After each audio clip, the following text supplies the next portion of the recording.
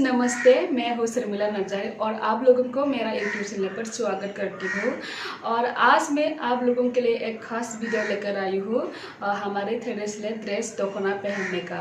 जो अभी मैंने पहन के रखी हूँ ये भी हमारे ट्रेडिशनल ड्रेस ही है, दखना। और आज का इस वीडियो का खास रीज़न है, मेरा काफ़ी दोस्त लोगों ने हमको बोल रही थी कि आप लोगों का ट्रेडिशनल ड्रेस कैसे पहनती है और कैसे पहना जाती है और बहुत अच्छी लगती है, बहुत खूबसूरत दिखती है, ऐसा बोल रही थी।